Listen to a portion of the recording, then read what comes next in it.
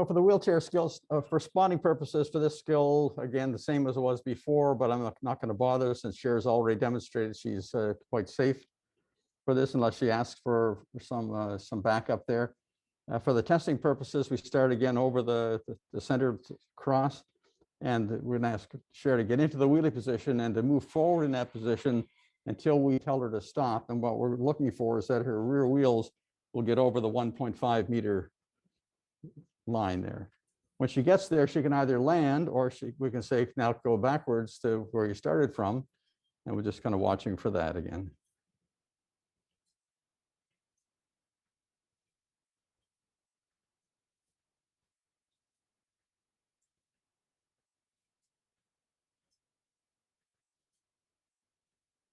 That's great. That would be an advanced pass, a 3. But typically, people are faster and more confident going forward than they are backward, which is understandable. Tipping over backwards is not a nice thing to do. Any particular training tips there, Cher? I just think you may have noticed that I did the forward direction in fewer pushes and took more pushes to go backwards. That's pretty common. And so, like to Lee's point, he was saying, moving forward, we're often much more comfortable.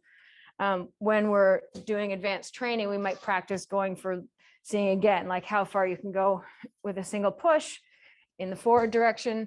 Backwards direction, no. With backwards direction, you're just going to keep doing small movements so that you don't get too far out of control. Yeah, frequently in terms of what would be useful to do a backward roll, if you had something stuck behind your casters, for instance, in the bathroom, like a rolled up towel or something or other, being able to pop your casters and move yourself back over it is kind of a useful thing to be able to do. But it's only a relatively short distance that you would need to do that, or moving away from an edge that you getting away from things in general. Yeah.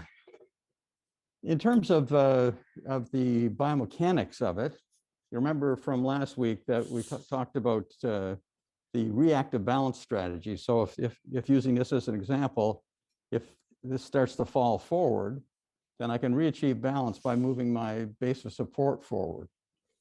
Now that's a good reactive way of correcting a loss of balance. But if you actually want to move forward, then if you allow yourself to start falling forward, we call that the dip, and then you roll your wheels to get back under your center of gravity. So we talk about dip and roll, dip and roll. And you don't have to come to a complete stop at the end of each roll. In fact, if you slightly undershoot, then that gives you the dip that you need for the next cycle in it. Yeah, good, thank you.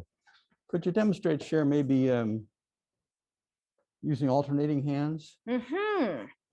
And sometimes new learners prefer this because it can be a bit more unnerving to take both your hands off the hand rims. So basically it's kind of taking just one step at a time, and that way you always have one hand on the chair. And sometimes when people are first starting, that can be a more comfortable learning pattern.